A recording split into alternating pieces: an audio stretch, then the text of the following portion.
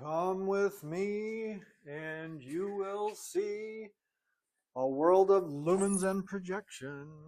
Okay, that was super terrible, but don't leave just yet. I'm going to talk about projector enclosures. I've got some messages and comments about what I do for projector enclosures in my show. Do you secure them? Are they weatherproof? Do you leave them outside? What do you do? So let's talk about it for a minute.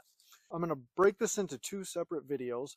Let's do one for the projector enclosure for our main screen, and then I'll do a separate one for the smaller projector that is out in the front yard, because they're very different setups due to the fact that the main screen we rear project, and so because we don't have anything in the way, clear line of sight, I can use a smaller box close to the ground and nothing's in the way. Out front, we have all kinds of props and decorations in the yard, and so the projector has to be elevated, so it's an entirely different setup. So, but regardless, in true fashion for us, everything is how do you do things DIY on a budget, and so that's what I'm going to show you. All right, so here is our projector enclosure for the big screen. What this is an old PA cabinet. It's a steel cabinet. I scored on Marketplace for like 50 bucks or something from a church, and it was silver. I spray painted a coat of black on it, and then here at the bottom I just drilled a hole, put a plastic grommet for the wires to come through, and then there's currently two holes for the light, and this is because when I first put this together, I put it up high thinking that it would be easier for me to use, so I didn't have to bend over so far to the small location.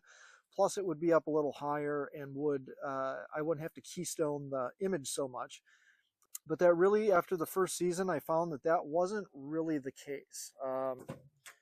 It was actually a little harder to use because the projector is up so close to the top that it made it kind of difficult to access the buttons. And not that I need to do that very often, but when you do, when you're first dialing it in, because you'll always have to tweak it a little bit from being moved, it was kind of a pain.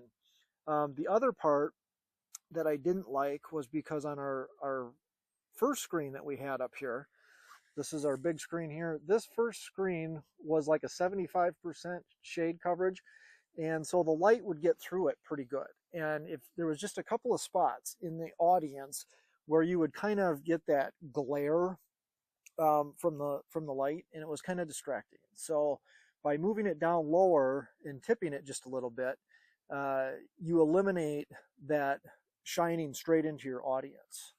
So that worked out really well down here. And then, so this is just a Epson Power Light 982.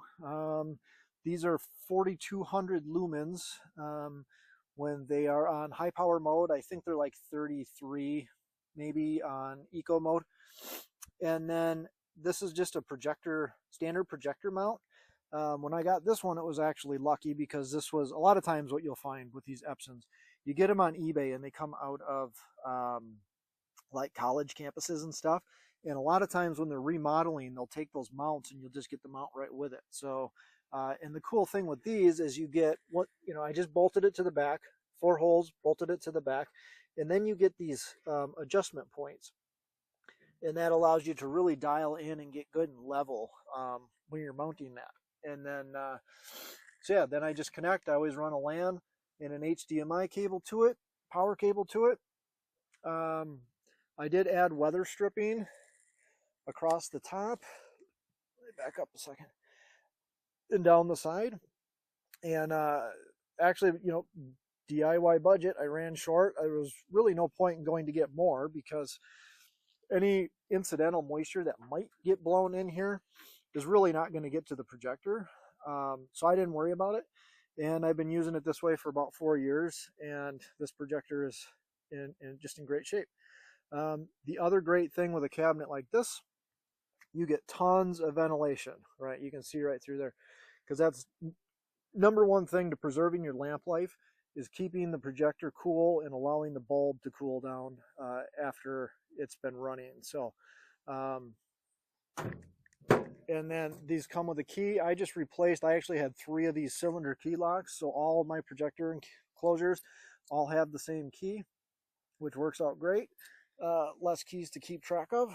And this thing is heavy, so it's not going anywhere. I don't have to worry about somebody coming and stealing this. I mean, I guess if a couple, 2, 3 kids really wanted to, they could, but really not an issue. And you can, I did the first time I put this out, I did drill a few holes in the bottom and I ran some stakes down into the ground just to make sure it couldn't move. And I just realized it was kind of being over redundant. So I eliminated that and I just set it out here now.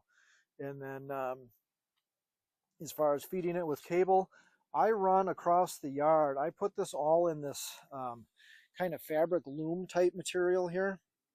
I run all my cables in there so that when I'm during the season, if I still need to come and mow, I can run right over it. It doesn't bother it. It keeps the kids running through here from tripping on it, and it keeps the rabbits away from it. And this was my first year dealing with having rabbit issues. And so I actually had to normally I don't cover this wiring going all the way back to the box, but I got this like a netting, and I had gotten this to cover a spot to keep the birds out up on the porch. And I thought, well, maybe the rabbits won't like it either. And I just took it and I just kind of stretched it out, and I used some of these landscape staples to push it down on there, and that has kept the rabbits away from it. So just an extra little tip, and I think a whole package of that's like $5 or $6 at the hardware store. So it's a quick, cheap way to keep the rabbits and squirrels away from your wires if you need. So there it is. There's the projection box enclosure for our main screen. And we'll jump to the next video and I will show you the smaller box for the smaller screen.